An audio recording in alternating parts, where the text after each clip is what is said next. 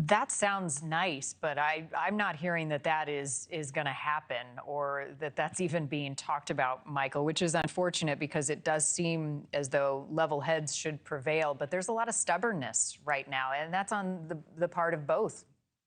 Right. That's really the problem. I just wish people would understand that when you have this amount of frankly, weapons in the street, anything can happen. And every incident is a flashpoint for new protests. And one thing I agree with what the mayor's saying is this is unsustainable. But his response to say you got to get out of his city, that's not what's going to happen. So you have to work through this. One of the things that I was a little hardened about was in recent news reporting is that the Minneapolis police are involved and talking about the fact that, yep, the protests are not peaceful, that they are inciting violence with ICE. And maybe what you can get to is a joint operation, at least to allow these types of operations to go forward without as much violence. Again, it's all about separating the protesters from the operations. You got to have that space. It seems like they don't have that space right now. And of course, whenever you use tear gas or any of the other anti-protest or anti-crowd measures, it's always a recipe for disaster. And I mean, it looks to me, I mean, the images that we're seeing on our screen, I mean, the ICE officers are trained to go do a job, and their operation is to, according to them, arrest those who are in the country illegally and then take necessary steps after that. Are they trained to deal with what they're seeing? I mean, this is not the operation. This is crowd control. This is trying to tamp down violence and stay safe. Those are two very different things. That is a great point. My understanding of the ICE training is that it's not for crowd control. That's being used. That is something that is used by local police specifically that have the wherewithal. Everything, including like in New York City, they use horses, which is very, very effective, trying to separate protesters from other protesters.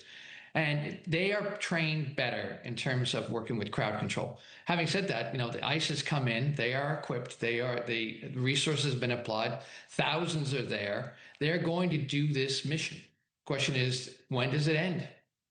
Yeah, and what will it take? The other thing that's happening this morning, Michael, the State Department, before issuing someone a visa, the consular officers need to ensure that foreigners wanting to travel to the U.S. have been fully vetted and screened. How does the consular office determine that, and how does that play into what we're seeing?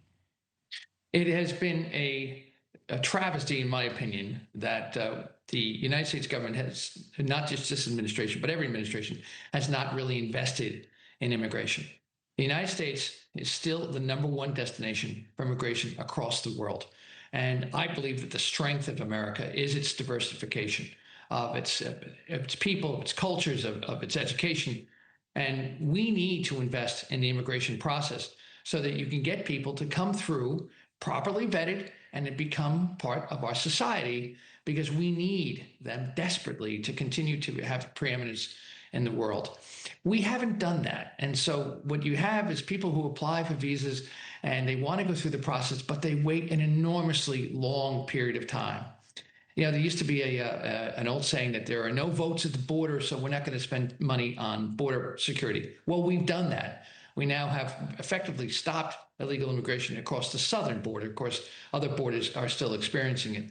But we need to do more. Now, what it is, the moment for the United States that has been raised by the Trump administration is the two views of the world. One that says, yep, we can be a sanctuary city. We're going to welcome anyone who comes here and we're going to help them. Two, nope, you're not going to come to this country at all if you don't have a viable job and a means of support. And so this is going to be a moment for the United States to decide as a society, where do they want to go? Very, very important moment for us. Absolutely. And some new research from Bookings, the institution, found a shift in U.S. immigration in 2025. Right now, Michael, more people are leaving the country than entering. The first time we've seen that in 50 years. So it certainly is a turning point. Appreciate your perspective as always. Thank you. Thank you for watching. Subscribe below and download our NewsNation app right now on your phone, and you will get fact-based, unbiased news for all Americans.